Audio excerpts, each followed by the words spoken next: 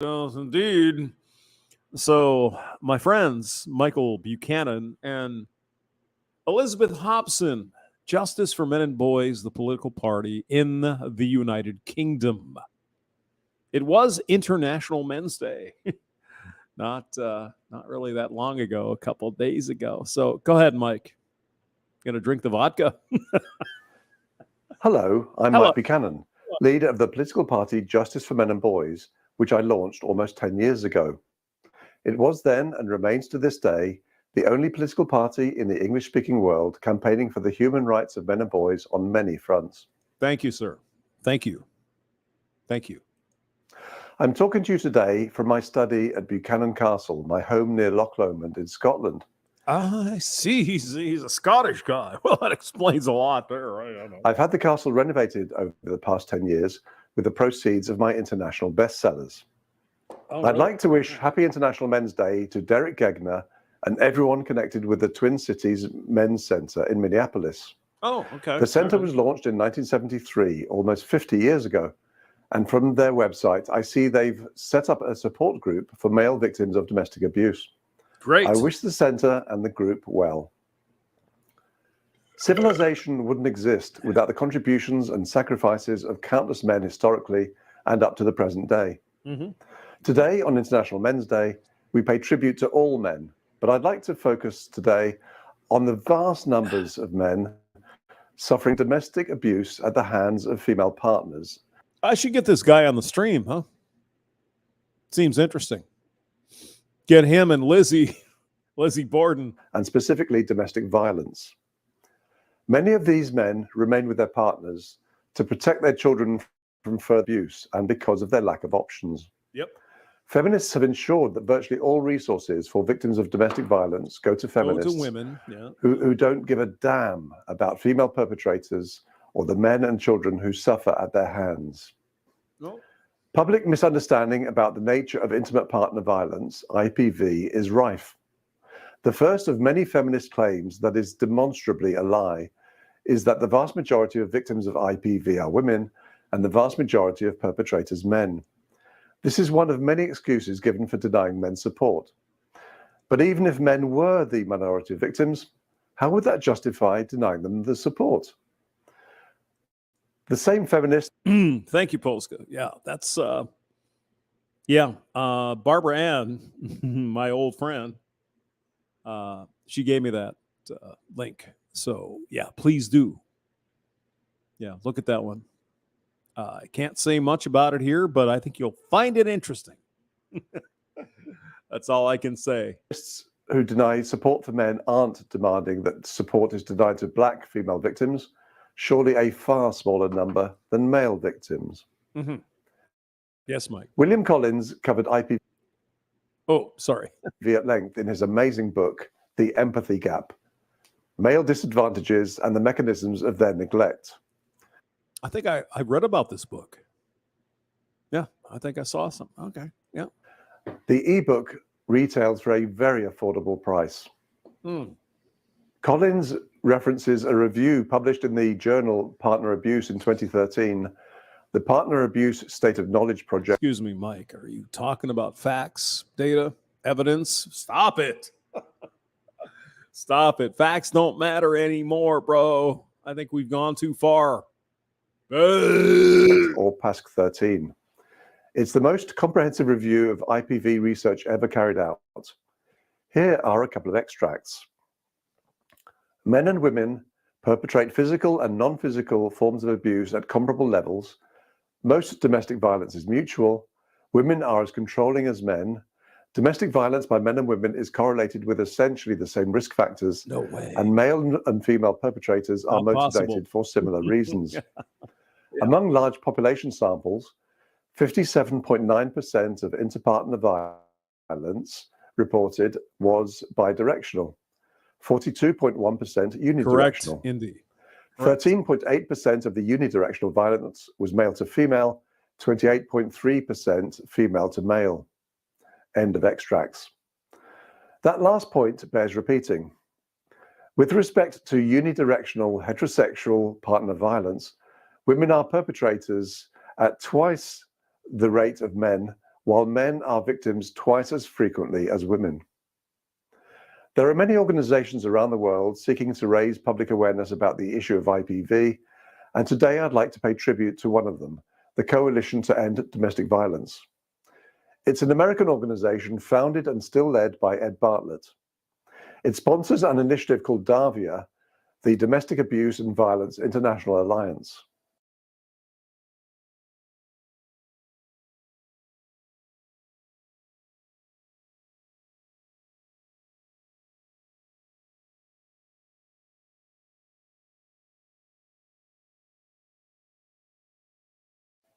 This alliance, to which my party belongs along with 46 other organizations around the world, is raising public awareness that the United Nations has no interest in male victims of violence.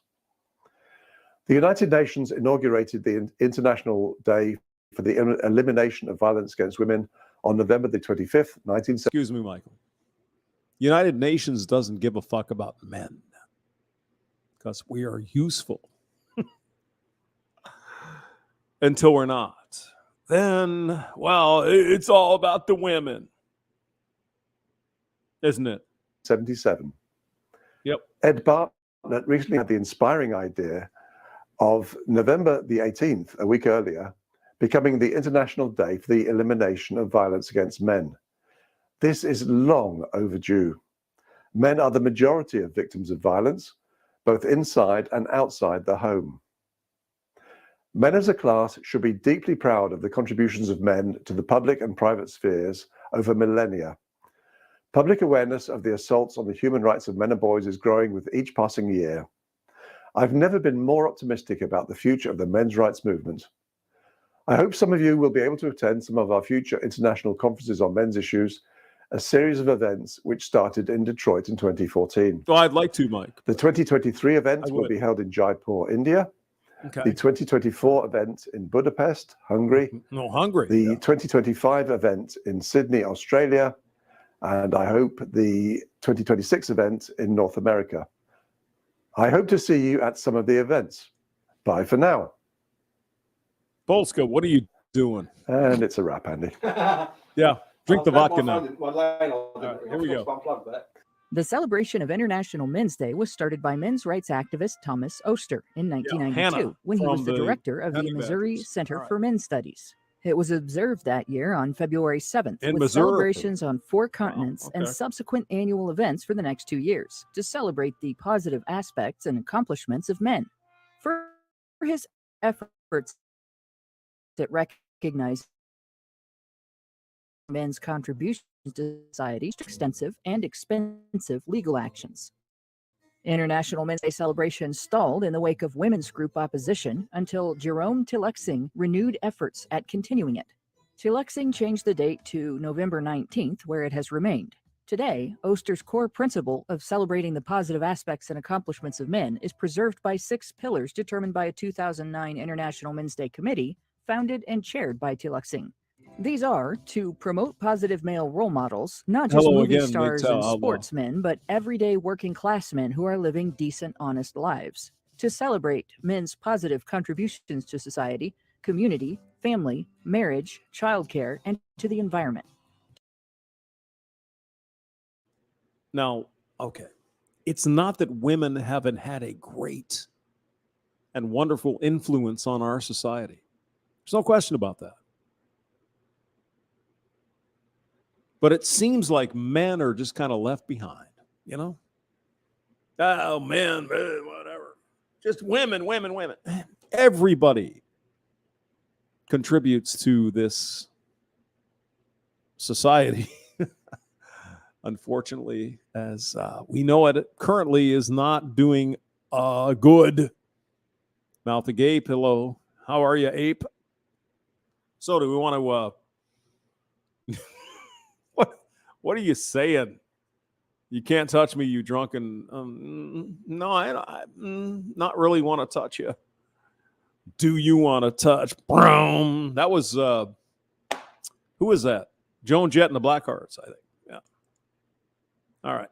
I'll invite everybody. Why not? It's Thanksgiving Eve. Just warming up for that. You know. Salty Nomad, please give me your coherent conversation.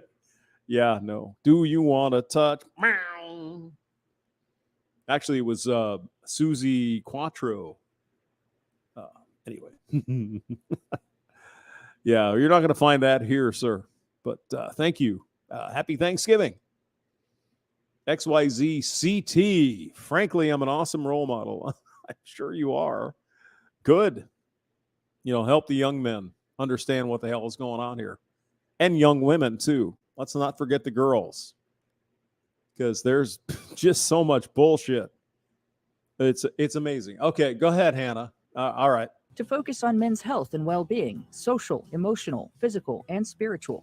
To highlight discrimination against males in areas of social services, social attitudes, and expectations, and the law. To improve gender relations and promote gender equality. To create a safer, better world where people can live free from harm and grow to reach their full potential. Among the many reactions the men's movement has seen by feminists on this day have been claims that the day is frivolous, cries of misogyny, attempts at making the day all about feminism's toxic masculinity narrative, and ridicule. When the United Nations chose the same date for World Toilet Day in 2015, men's detractors were delighted to deride International Men's Day celebrants with just how perfect they thought it was that Men's Day was on Toilet Day. International Men's Day is on World Toilet Day. Ha! Take that, patriarchy. My first thought was to note how immature that was, but then it quickly struck me that those using the coincidence to taunt men were missing a vital point. Where do they think this modern convenience comes from? Have they ever considered celebrating Sir John Harington, godson of Elizabeth I, who invented a water closet with an early flushing system? Or Alexander Cummings, a watchmaker who developed the S-shaped pipe in toilet plumbing that prevents odors from seeping into the bathroom? Perhaps they're at least somewhat grateful for the contribution. Now, here is the modern feminist definition of this. Men invented the toilet to oppress women. That what do you mean? Why do you hate women? But why would the toilet? Oh my God! Stop! You're oppressing me. We invented the toilet, and it's you made it for a dick. You did it for men. I mean, this is the kind of bullshit we have to deal with, gentlemen. How in the world can the inventor of the toilet be called a misogynist because of why? Who doesn't want to sit down and take a dump? I enjoy that.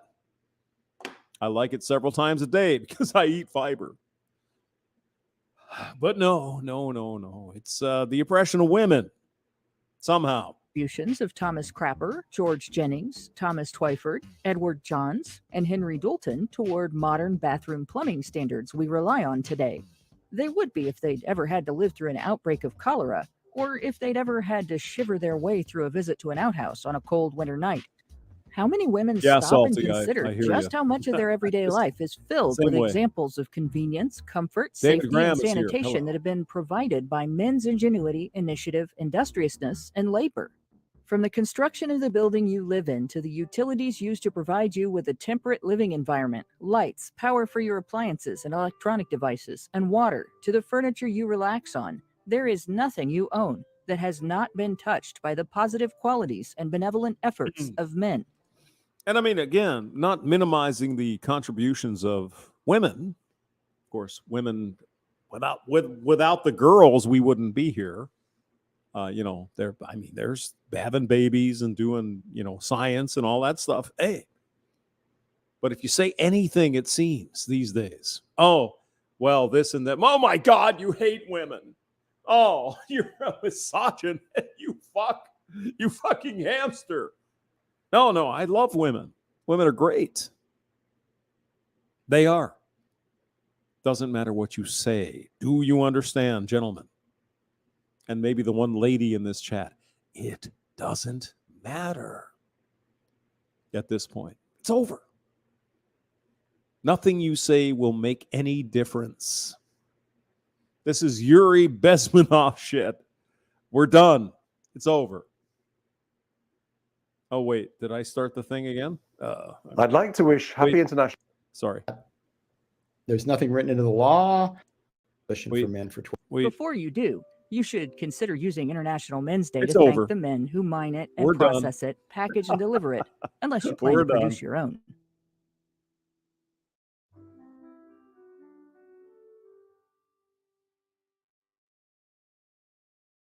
Happy International Men's Day, everyone. My Thank you. name's Steven Thank you. Svoboda. I have been executive director of Attorneys for the Rights of the Child, which I founded Join in, Pulse. slightly over a quarter What are you- century you're not ago that in drunk yet. Come on. 1997. And I've also getting there, been though. Northern California chapter founder, co-founder, and then public relations director for the National Coalition for Men for 28 years. And it's been quite a ride. I think it's sad that we have to even talk about why are men and boys important, but I understand, especially in the current environment, why some of these things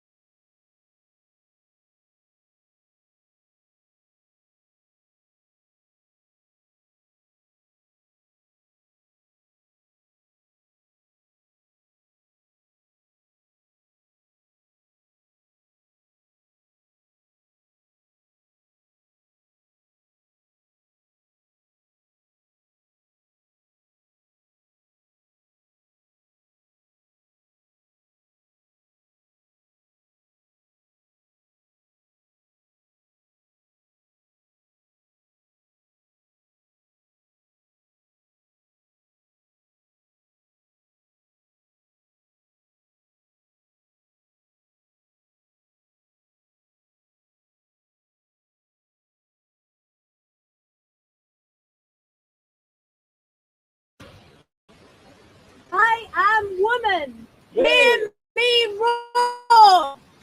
But wait.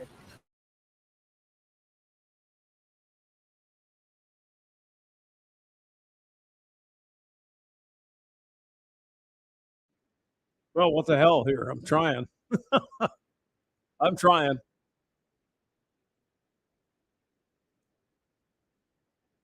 Hmm.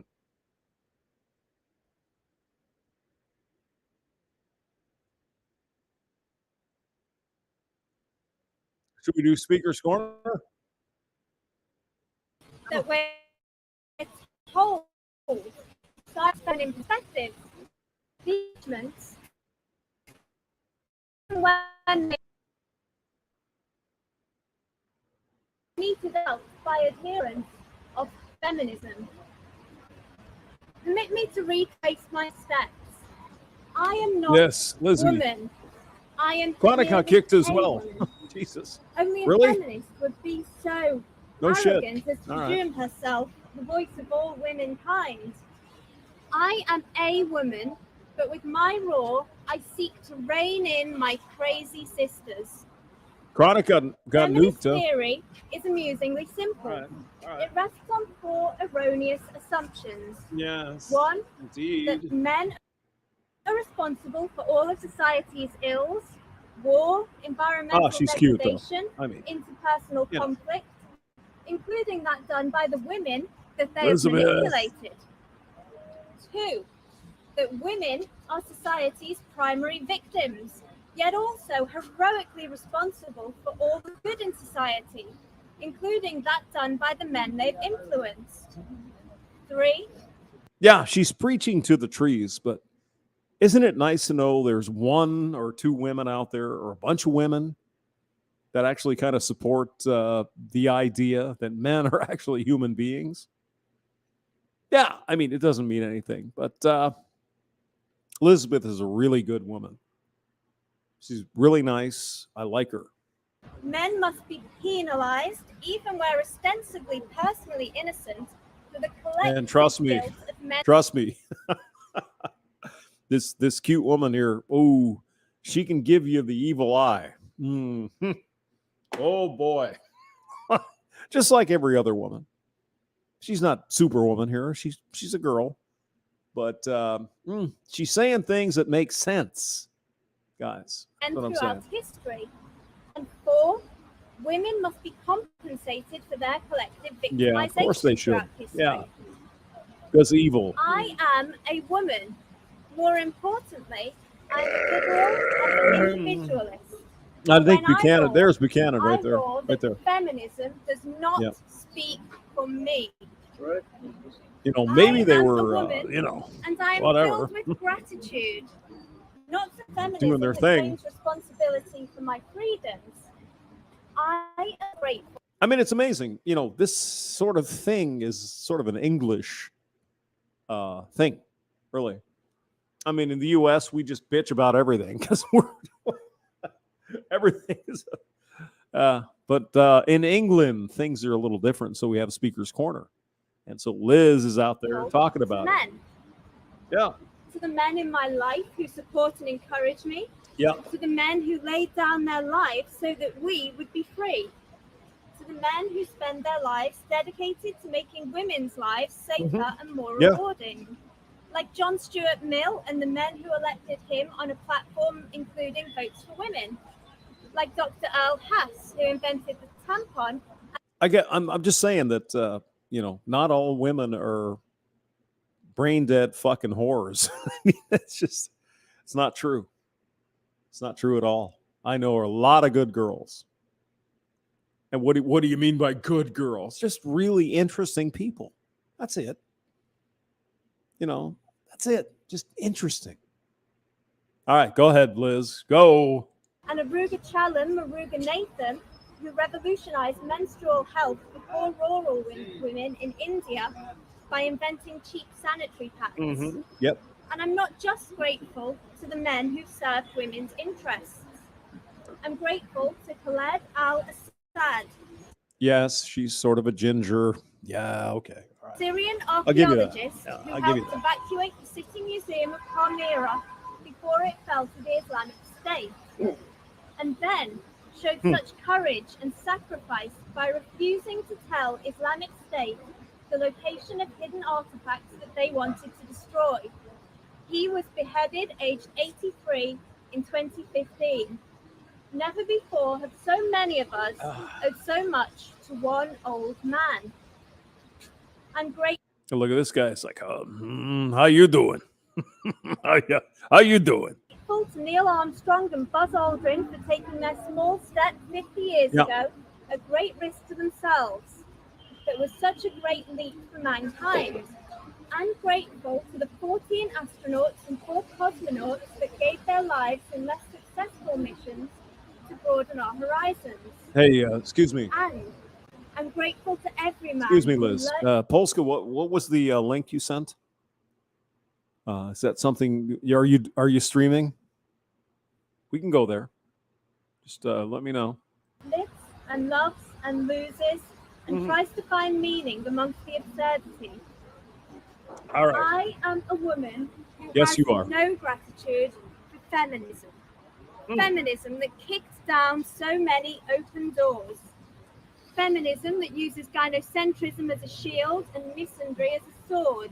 Yeah, but she is a women's rights advocate, as I am. So, go ahead, Liz. Feminism that won't lie down.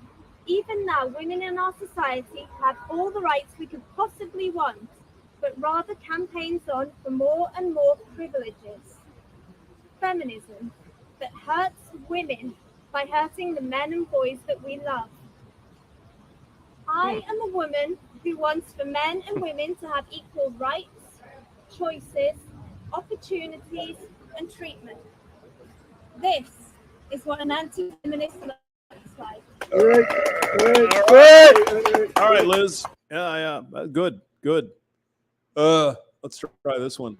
You know, a huge testimony It's for the Jewish huge. people, and it's fairly well known. Oh, this is that actually a in good the video. early steps of gathering the Jews back to Israel, evangelical Christians had a tremendous part. And yet, sometimes they tell me, I support this thing or that thing, you know, different kinds of organizations.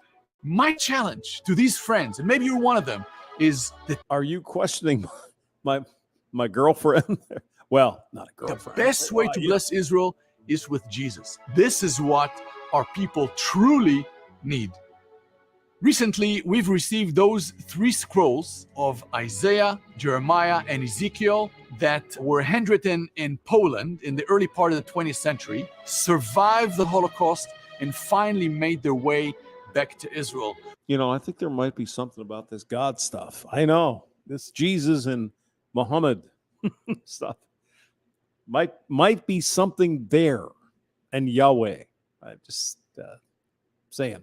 For us, this is something very emotional. And as we read them, particularly for us in these days, we're meditating on Ezekiel 37, the dry bones that have come together. They've gathered and there's flesh on them. We look around us in the state of Israel, we see this is happening. And so the first part of the prophecy of Ezekiel was fulfilled through the help of And oh, she already is. She already is. Hello, Arvero. Welcome to the chat. Good to see you, as always. Of Christians. Now we're at the cusp of the spiritual revival. And I'd like to ask you, do you want to stand on the sidelines as God is moving so mightily in this tiny country among this small group of people? Or do you want to take part as God is going to bless the world once again from Israel to the ends of the earth? Will you stand with us in this task? Will you rise up with us in prayer and partnership to believe in God's promises of redemption and join hand in hand proclaiming the hope of Yeshua and become one for Israel? I think God might care if we actually started being not stupid, not as stupid as we are. I think that would help. Well, today, Donald Trump had a very bad day in the United States Supreme Court at the very same hour when he was having trying to find some a very bad day in a federal appeals court, which came 2 hours after he had a truly desperate day in the federal district court of the single most out-of-control Trump judge in America. We begin with Donald Trump's big loss in the United States. All right. There's Lizzie. Go ahead, Liz.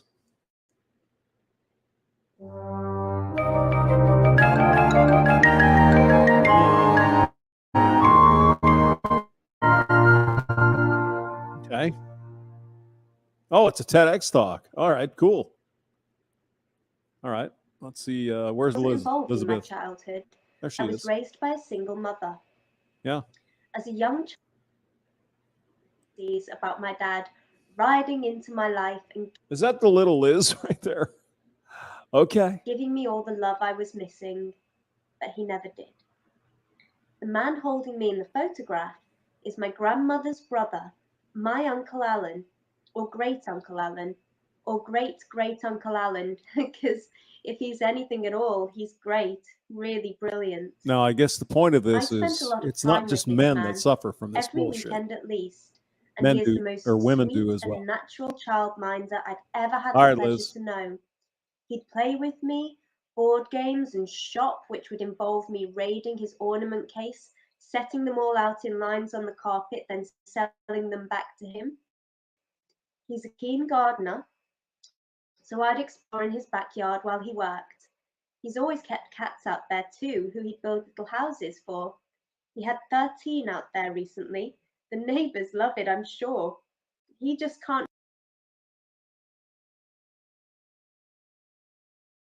Now, excuse me, MGTOW Outlaw. Liz is not ugly.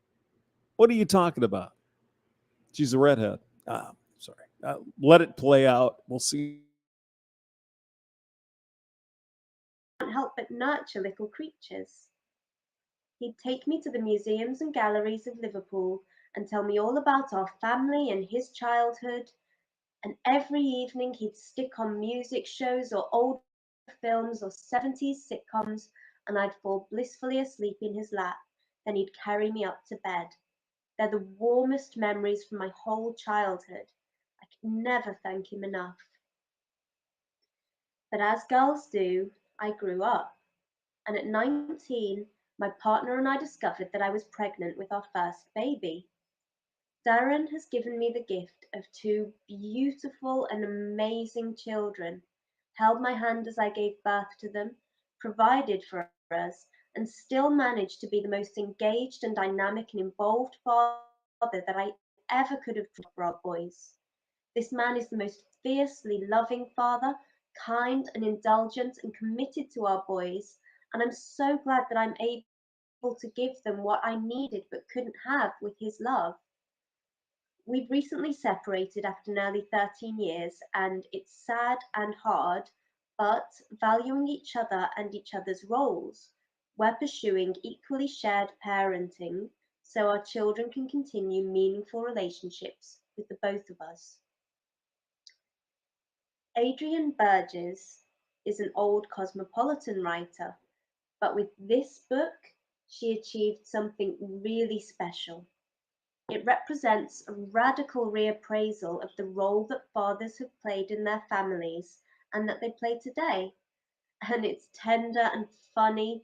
Reading it, I laughed and cried and thought, my God, I have to get this information out to more people. So, thank you for being people. In Fatherhood Reclaimed, Burgess points to the twilight zone of the first half of the 20th century, when separate spheres for men and women became more rigid than they've ever been before or have been since. She wrote that the remote from the twilight zone has become the stuff of which myths are made. His low-level participation in day-to-day fathering endowed with validity and force which in fact it does not possess. End quote. With the Industrial Revolution, men in particular were increasingly pulled out of the homestead, and by the time World War II ended, 2 generations of fathers had been absent for extended periods of their children's lives, and moreover often felt unable to share their experiences of war with their families, which may have contributed to the image of a distant father. The response of the state to the problem of men returning from war to no jobs was to propagandize the population with strict gender roles. But many men didn't follow instruction. In fact, the very fact that throughout history, those who've wanted to disrupt the bond between fathers and their families have had to propagandize so very hard is a testament to the fact that fathers instinctively want to be as close and available as possible for their loved ones. The fear, Burgess writes, has not been that men, once they became... Excuse me, Liz. What? Is there some shit going on here? I can block and report who's doing fuckery here. Oh, Jesus Christ. What? All right. Did we get this person out? Oh, yeah. There we go. Oh, there's more. All right. Hold on. Block user. There we go. I think we've got it. All right. We're good. Thank you. Thank you guys for wielding your wrenches. Andy, you have a wrench. Wrench it. Do it. Do it now. Do it. Close to children as women have routinely been, would find the experience unappealing. Rather, the fear has been that once accustomed to it, they would not willingly give it up. Men have been urged to keep at an emotional and physical distance from infants so that they will be cut off from their most tender feelings, so that they will be alienated from themselves. This has helped condition them to blind obedience, has fitted them to undertake exhausting and degrading physical work, and has prepared them to be in an army in waiting in times of peace, and to kill. Just all you got to do is go to the triangle 3-dot thing and just blast it. It's not, it really, there, see, there's another one right there. See, go and block user. Boom. Come on, you guys. Not that hard. It's fun. I like blocking people. It's good. Mm-hmm. Yep. All right, Vero. You're the boss now. and be killed in times of war." End quote. Burgess examined the historical record and found a wealth of documentary evidence of warm, loving, devoted. That's the interesting thing is that, as you do these live streams, there's these kind of sex bots show up. It's amazing. Are we rid of them yet? Thank you. All right. Okay, Lizzie, go. Fathers. Writing in 1517, Sir Thomas More said this of his daughter: "It is not so strange that I love you with my whole heart, for being a father is not a tie which can be ignored. Nature, in her wisdom, has attached the parent to the child and bound them together with a Herculean knot." End quote.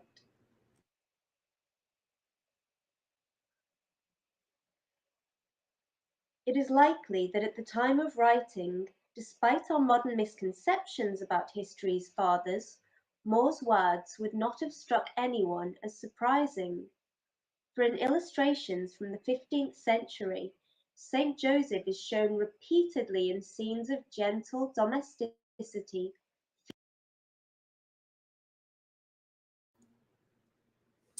Hey, Ping. Liz might be a lesbian. I don't know. She has a couple of kids, though. So at least she's got, she did the other thing at some point. Just saying.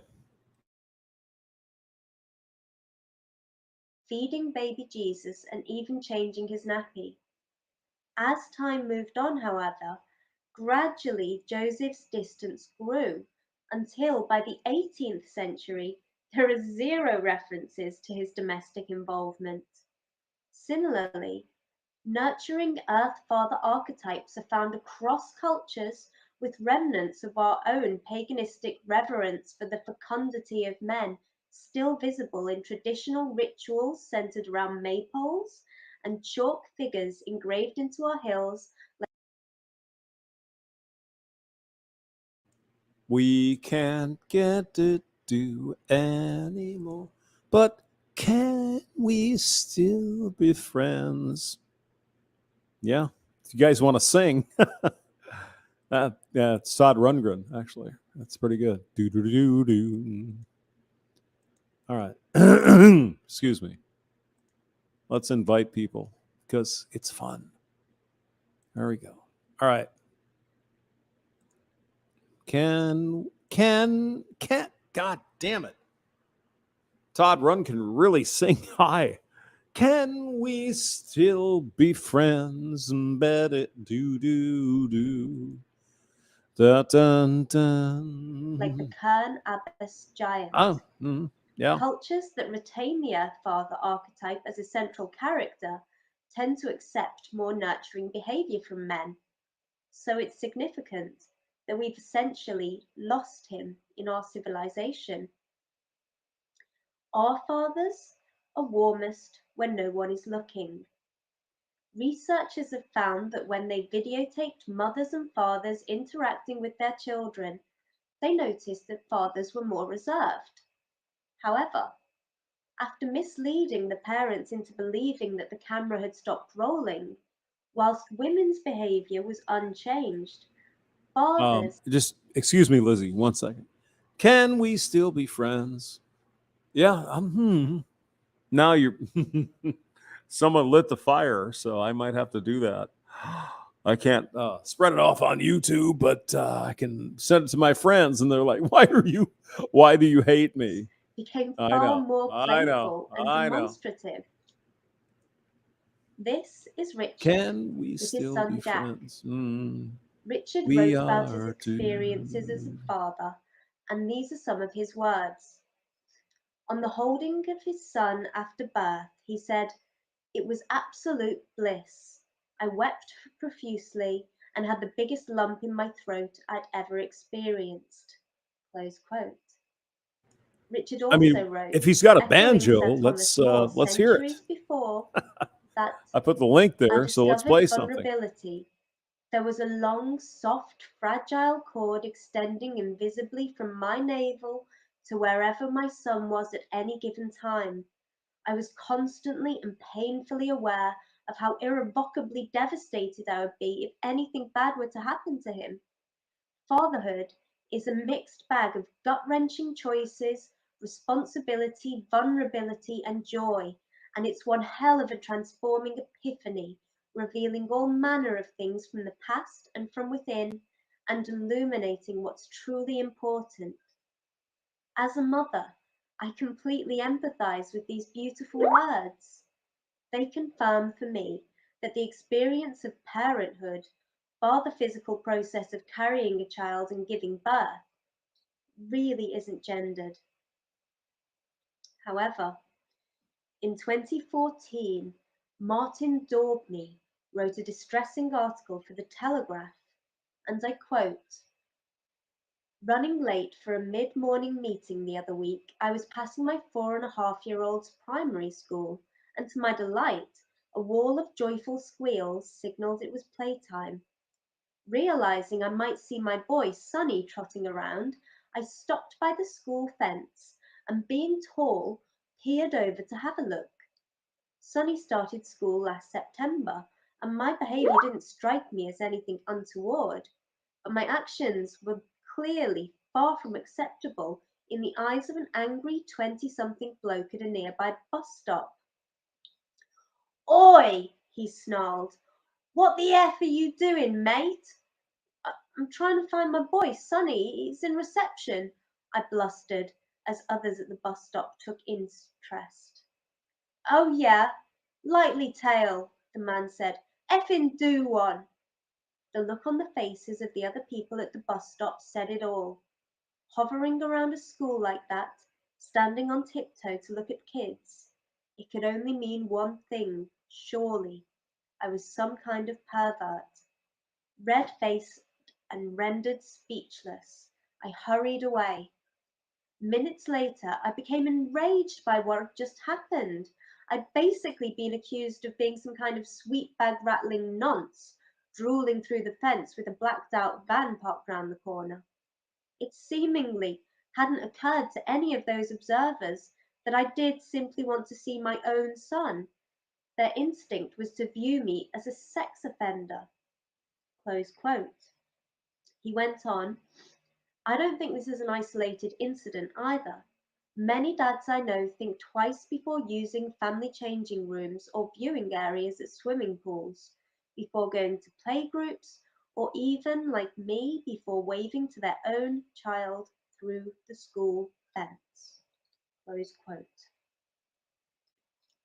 It's time we valued fathers whose involvement with children is linked to higher educational achievement and occupational mobility and increases a boy's chances of escaping poverty in particular, whose involvement is associated with fewer child behavioural problems, whose involvement is associated with lower criminality in young people, whose involvement is associated with less substance misuse and addiction, whose involvement is associated with higher levels of self-respect and self-regulation, while father absence is associated with earlier sexual activity in teen pregnancy and children with single parents, 92% of whom live without their father, show increased risks of psychiatric disease, suicide, and attempted suicide.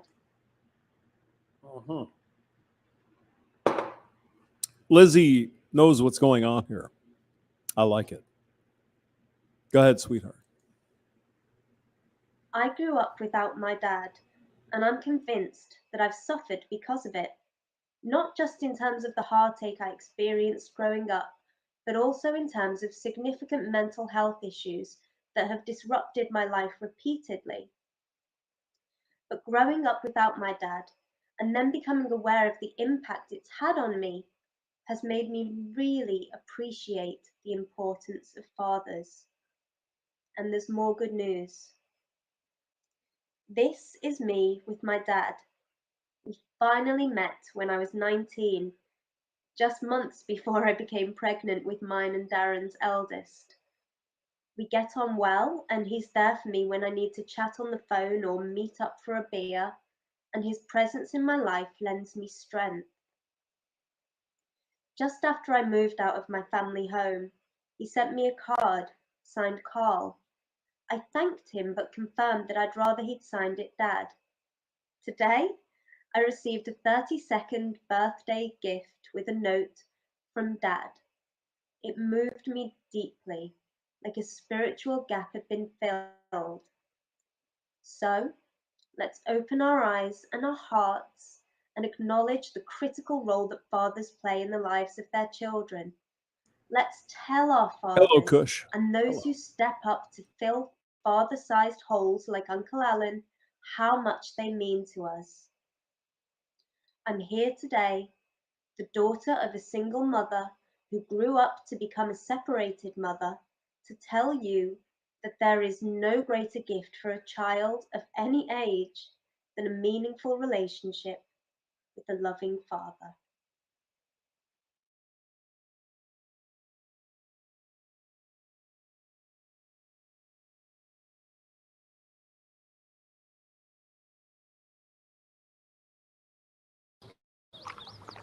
Yeah, Elizabeth, you know what? None of us really, excuse me, thank you. Not many of us have it easy. You know, men, women. It's it's, it's a bitch, really. So sometimes when people go crazy, oh, these women are this and that. Women's got their own problems, you know. It's way different. It's way different than what we deal with as men. But it's, you know, it's not nothing. You know, it ain't nothing.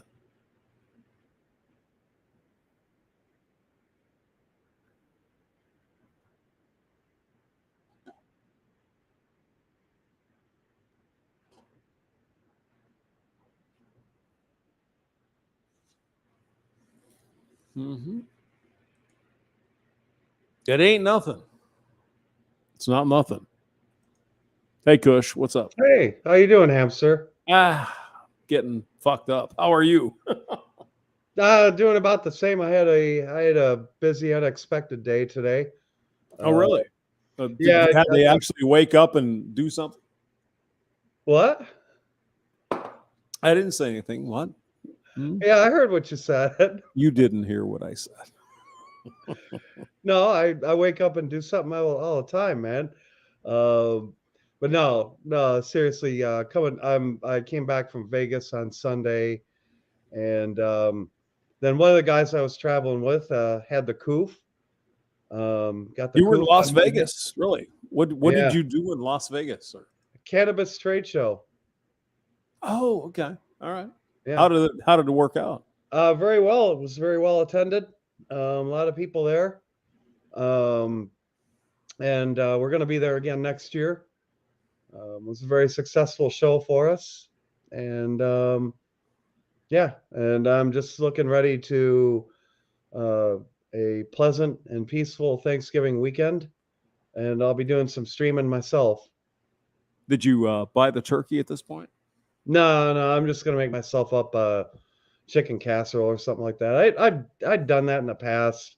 Yeah. It's like, yeah.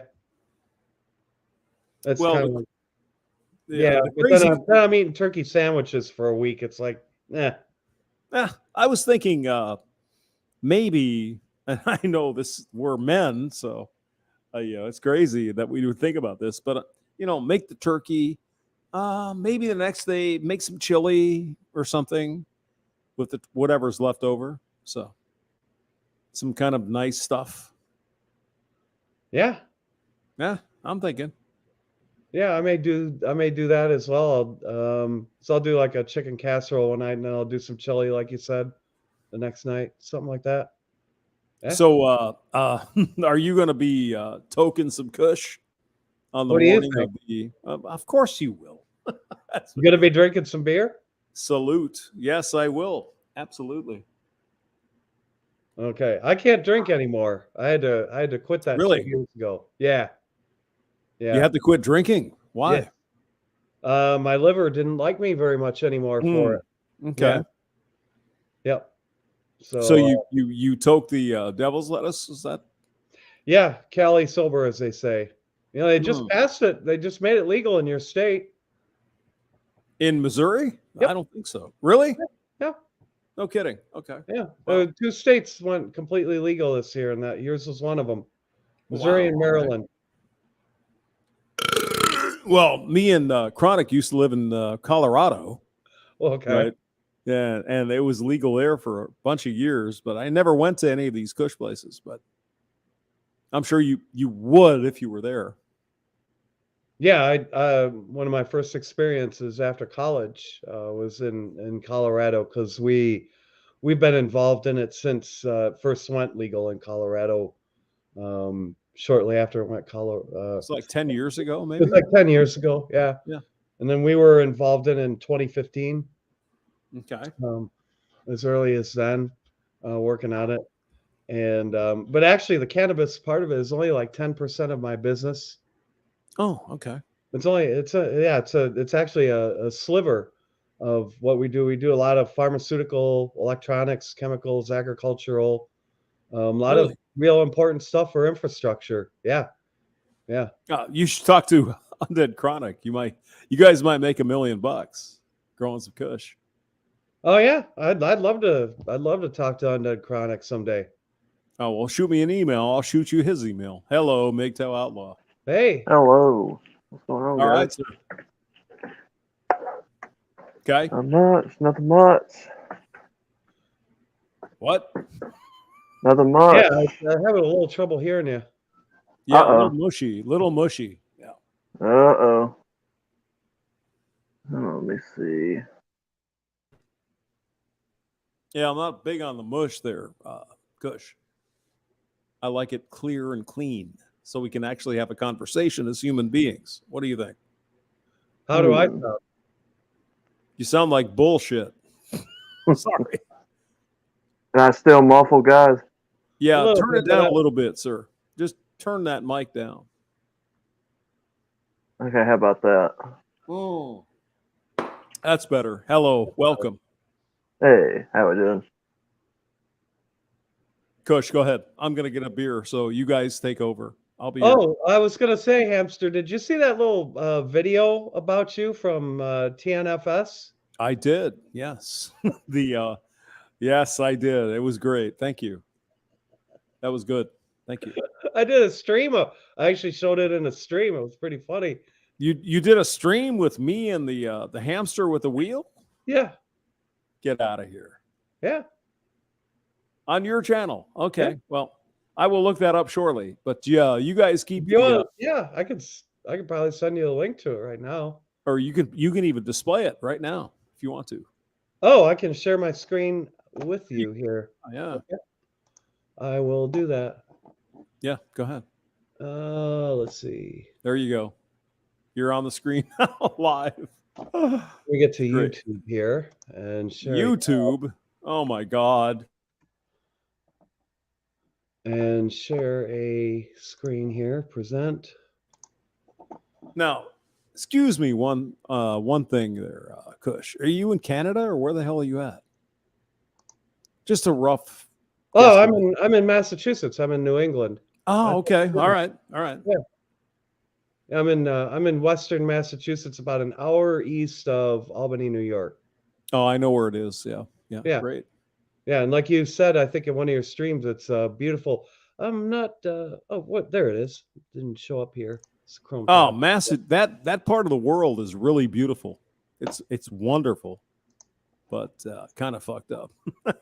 Very blue. Very blue. Yeah. So is it showing up here? Now you're adding another one. Okay. All right. There you go. There you go. Oh, you got it. Sure.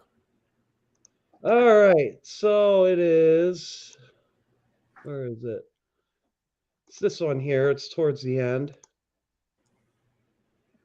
Hamster gets roasted. More there.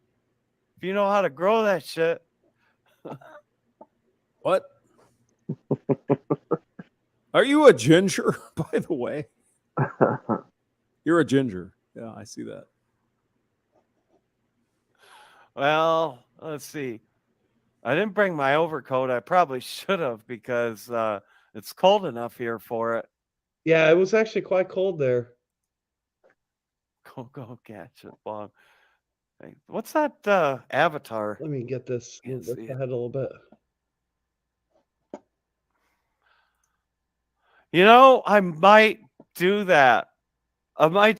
And it's so dry in here. My God. I gotta play it. And again, Here we big go. shout out to TNFS. This is absolutely brilliant.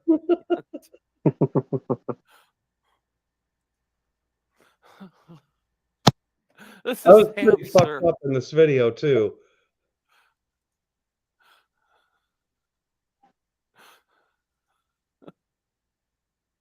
Okay, here we go.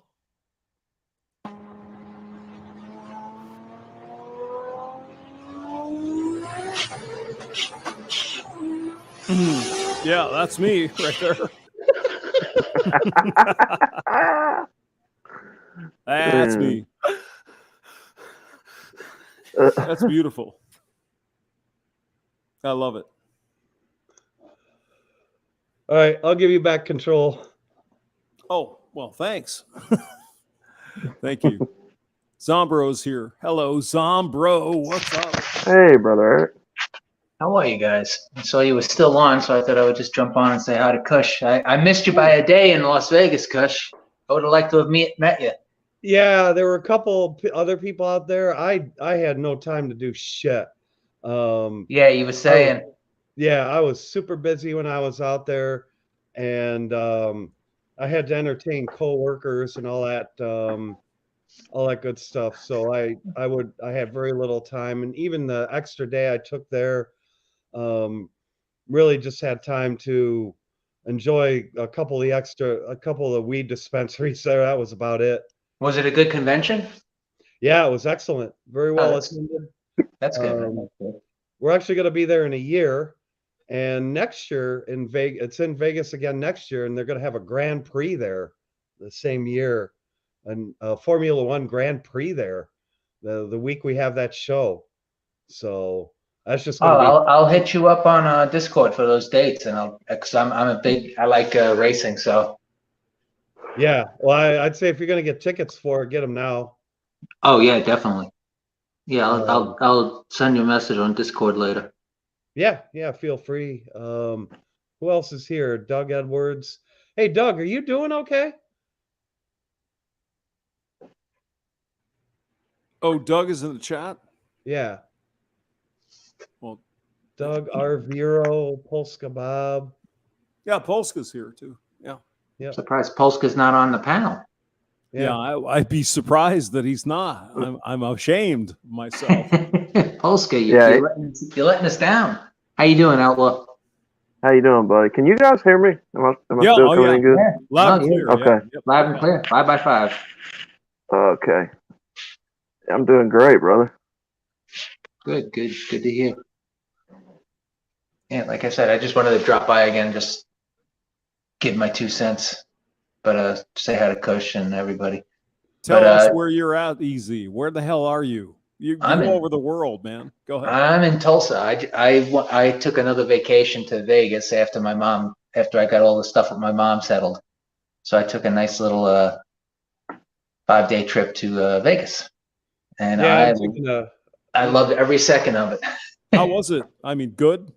Oh, it was great. I went to Gallagher's Steakhouse. I stayed at New York again. It's really centrally located. So like I went to a few shows. I went over to the Excalibur, did a little gambling at Caesar's Palace. Everything is like walking distance or connected by like a skyway. So it's nice and safe and pretty easy. So, I mean, do they have these buffets that we've all heard about, lobsters and shit, or what? The Chinese food place at New York called Chin Chin. It has a buffet in the morning, but most of the stuff is ordered a la carte. Yeah, so the same thing at the hotel I stayed at, the Link, and the name of this restaurant, I shit you not, it was called the Hash House. It's nothing to do with weed at all. It's just about like corned beef and hash. Yeah. But like the portions they give you are so fucking huge. I mean, oh yeah, that's for sure. I mean, That's it's for just sure. like too much. I was like, I was just like, I gained like probably weight. I just gained weight when I was there, and I hated it. I felt bloated when I was there. Hey, Polska Bob is here, so go ahead. Kush, you were hiring a giraffe's balls. It was hilarious. Oh, I know I was. I tried to get Hamster to play your video of him laughing at your video, Hamster. It's hilarious. You played the wrong one the other night. Oh, I did. Oh no, Hamster did. Hamster did. I'm stupid, so it happens. If you go to his channel and you go to the one that says the live stream, what was it? Vegas. What was it titled, Kush? It was the first one I did my first night there. Yeah, we're gonna play Kush videos right now. Okay, and Hamster, go to 57 minutes in. Okay, and he's watching that video that somebody made for you. And it's absolutely hilarious. Kush won the internet last week with that video. I think we just looked at it. Yeah, we just looked at it. Yeah, we did. Oh, did you guys? Oh, I'm sorry. I was over on Phil's stream there Smoking real quick. cigarettes and talking to Claudette in the bar. Yeah, we get it. So how are you, Polska? What's up? I'm good. I'm good. It's Thanksgiving week, which means that the season just started up for us. I'm busy as all hell. Yeah. They already had Christmas decorations up at Midway Airport. I flew through Midway. Yeah. What's it called? I mean, They were starting to put them up in Vegas when I was leaving. They were up in Vegas when I was there. Yeah, they were just starting to put them up at New York. They had like emptied out all the lockers and stuff. I think I got like 40 deliveries already for tomorrow when I left the shop today. So we are definitely in full swing for the next till New Year's Eve, basically. Oh, so you do mail delivery stuff? Flower deliveries, actually. Flower deliveries, okay. Yeah. Okay.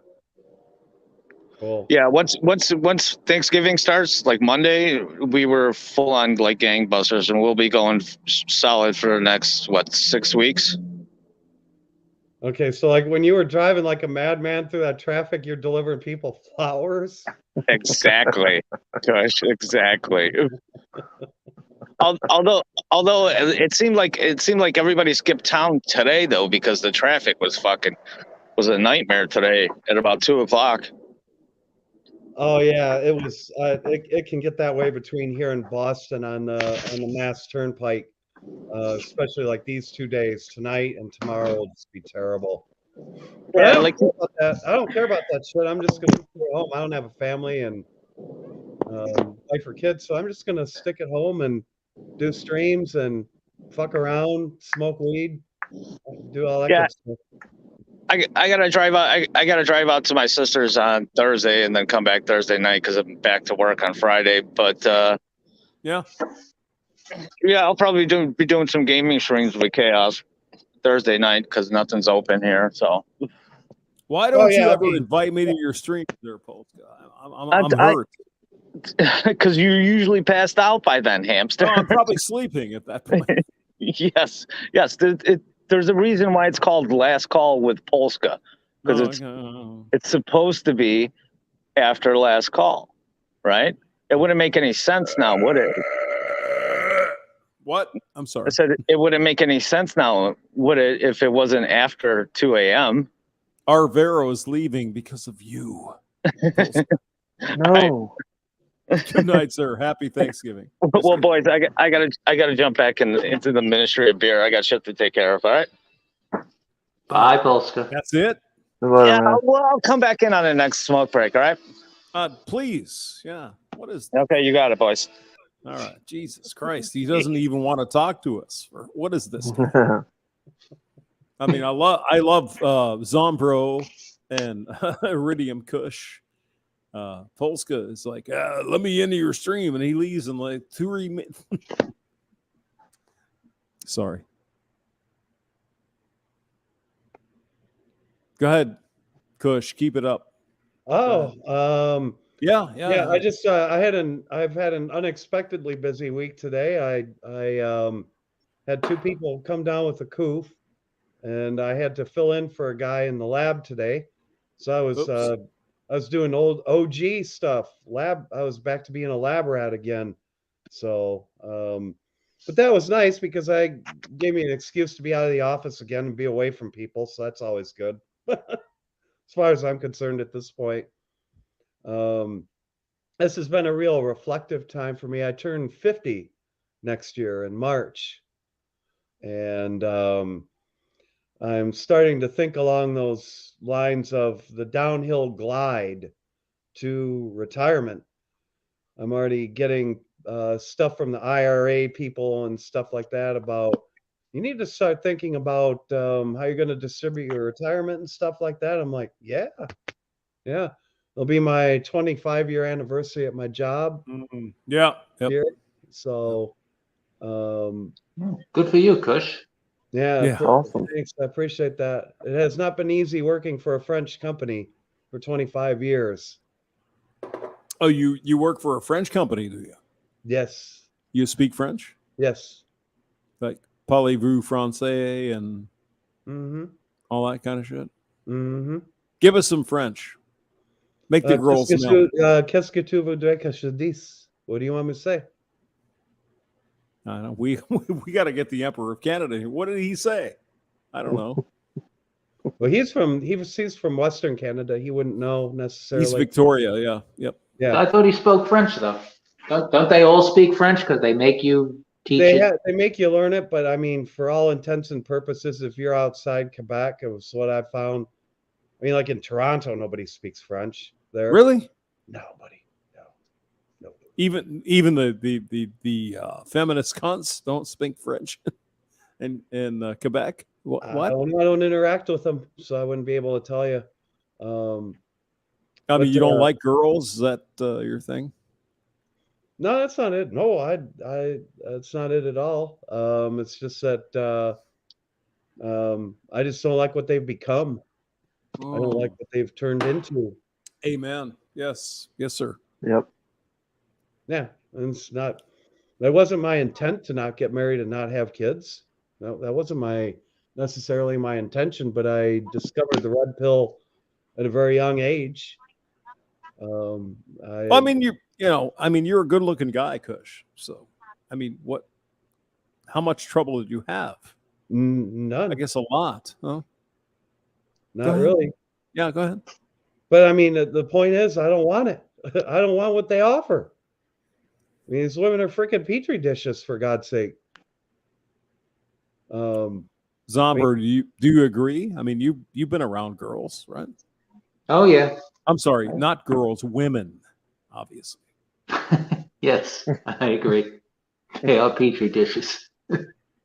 No, yeah. I mean, I saw that in Vegas. I didn't see. When I was in the airports traveling, did I see one of them smile at me? No, God no. Oh, God. They all had scowls on their face. You're right. Scowl on every single fucking one of them. You don't want to come within 6 feet of them. And I don't care and I swear to God, they were all dressed like they were prostitutes. Absolutely. Really? Okay. Disgusting. Yeah, and skin tight clothing, belly shirts, and a lot of the ones that were wearing that stuff should not have been wearing that stuff. Yes, big like fat girls or whatever. Yes, indeed. And I'm not like fat shaming or anything like that. It's just some people need to invest in mirrors. That's all I'm saying. Oh no, I said that to myself, Eric.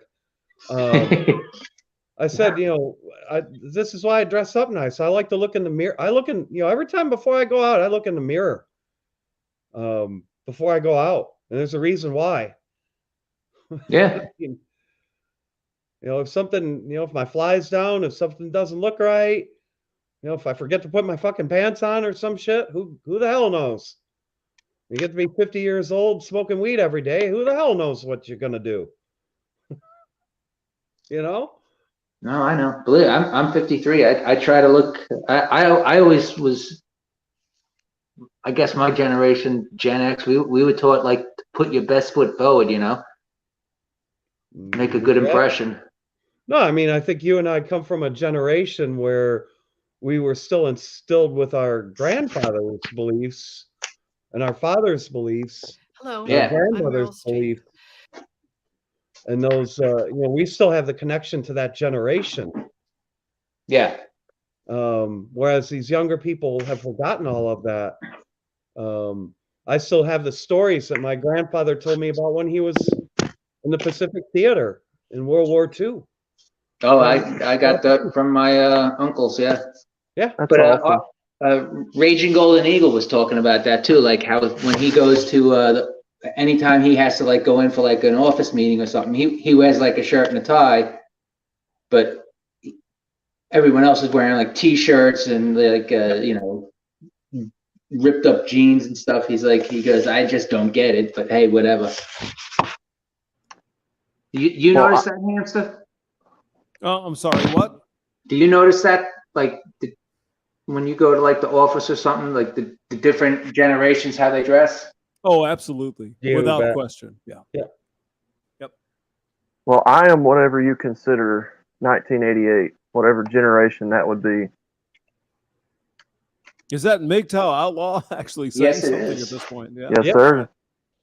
All right, go ahead. Whatever you consider 1988, I don't know what generation that would be exactly, but that's what I am. Is that the beginning of the millennials? That's what they tell me. I don't know. I don't consider that millennials. I was like 22 in 1988. I was 18. Long time ago. Yep. 1988, I would have been 15. 15. So, yeah. Who's this on the screen? It's Meryl Streep. Yeah. Oh, that's Meryl Streep. Okay, I recognize now. Age wasn't kind to her. Nope. She's another one of age like Sean Connery. As you probably already know, among the many brilliant ideas that Albert Einstein contributed to humanity, chief among them was his founding of the IRC, the International Rescue Committee, born out of Einstein's compassionate understanding of the needs of desperate, displaced people. It has served the world for generations. Sadly, the need for its services has not diminished in our current volatile environment. And the challenges that the IRC faces in helping refugee people achieve their God-given human right to live in peace has only grown. I am a proud supporter of this splendid, hardworking, efficient. Men grew up being told that boys don't.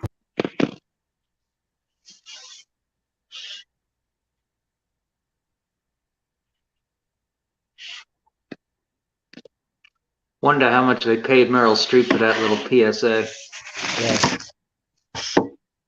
Yeah, good question.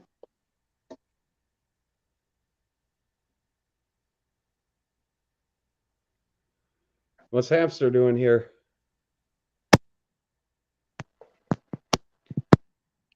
Seems like he's loading up a rap star.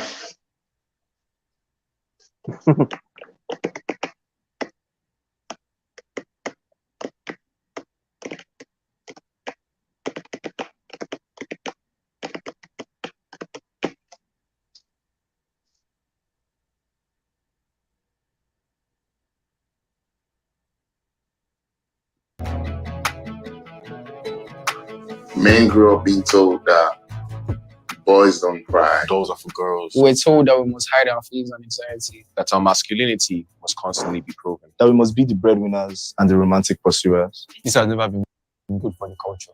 In life, the most important lesson I continue to learn. That we have to give people a chance to grow. No one is born pre-programmed to deal with society. And the way it constantly evolves. Learn and then we grow. I know less of a man if you like traditionally feminine things. Being violent or aggressive Doesn't display how powerful or strong you are as a man. told you as a man. Is it wrong for you to cry? Doesn't make you any less of a man to express your feelings and emotions. You only get one life, and it's your responsibility as a man. Give it its happiness. As men, we can only make a difference. If we can have open conversations about our difficulties. As men of me, We've collectively chosen to shatter the stereotype by being positive role models. To all the young boys out there, Men of quality do not fear equality. You can be masculine without being toxic. Our society needs real masculinity in order to thrive. There is no better feeling than being your authentic self. If we owe our boys and ourselves A better world. That toxic masculinity was good. I think this is the video that Sotomayor and Coach Greg have been talking about. Oh, it's Tommy. Excuse me. I gotta get through that one. Hold on. So Tommy Sotomayor is out there still? Yeah, he pops on once in a while. Really? Yeah. I love this guy. I love that guy's stuff. It's good stuff. Yeah. Yeah, I used to watch him back in the day. Yeah. But Coach Greg had a thing about that, and he said, he goes, this video, they only target black men, and they're trying to emasculate the black man, and they're trying to emasculate men in general. Mm-hmm. He had a really interesting take on it. I wish I remember when they fucking had that video out. It was pretty cool. What do you guys think about this, if I might ask? I'll mute the audio here. Go ahead. Well, I mean, yeah, you should, always be able to grow and, adjust to society, but some of the stuff is feminist tropes. Go ahead. Yep. And yeah, pre-programmed the way it Yeah, I was reading it too. See, like if you like feminine You like things, traditionally feminine? No.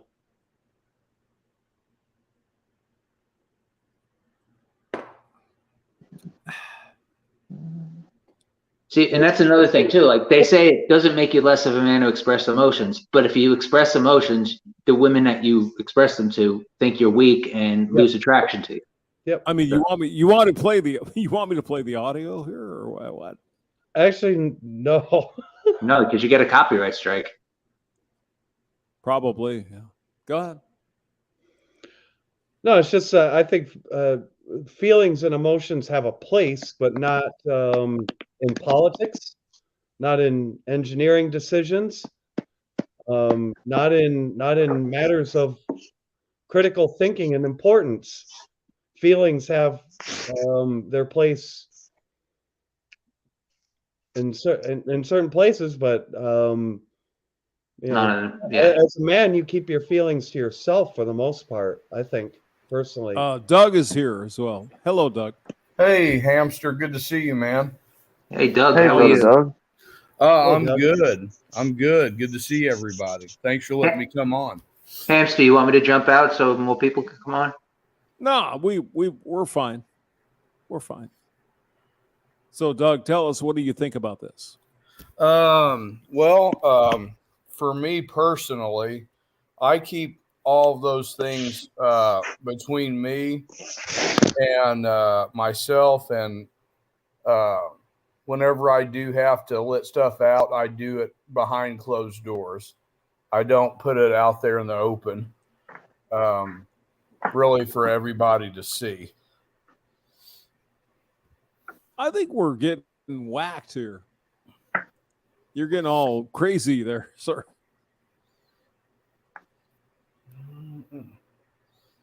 Mm-hmm.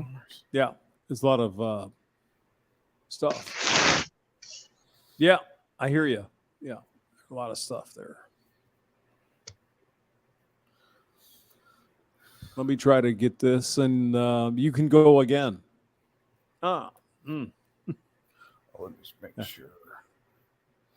80, I love you, or something or other. She's a tall girl, though. I like that. All right, go ahead. Where the hell did it go? Imagine what went through. There we go. There we go. All right. I grew up being told that Boys don't cry. Those are for girls. We were told that we must hide our feelings and anxiety. That our masculinity must constantly be proven. That we must be the breadwinners and the romantic pursuers. This has never been good for the culture. In life, the most important lesson I continue to learn. That we have to give people a chance to grow. No one is born pre-programmed to deal with society, and the way it constantly evolves. Guys, we're getting whacked. So name one woman. Yes, Susan's gonna get you. Name one woman that would be happy with the guy being home and her being the breadwinner. It's insane. It's insane. And that's that the thing that men can play with dolls and all that stuff. That's that feminist that's that narrative that they're trying to push. Yep. Yeah. Yep. All right. I think we're getting whacked. So what do you guys think? I definitely say you're pushing the envelope, Hamster. That's just my opinion though. Yeah, it's insane how much censorship YouTube does lately. Yeah, I can't hear you guys, so I think I'm going to check out. Oh, Take care, guys. Happy Thanksgiving to all of you. All right. I'm sure You I'll too, rush you guys. guys some more. You guys have a good night. I hope you can hear me, and we'll do it again tomorrow and Thanksgiving. Why not? Awesome. You Yeah, guys sounds take good. care. And All right, have Doug, a thanks good for coming by. Appreciate it. Yeah. Really Oh do. man, thanks for letting me come hang out, Hamster. I appreciate it. I appreciate you coming by. All right. You take care, Kush. All right. Have a good night, everybody. All right, buddy. Take care. Bye-bye.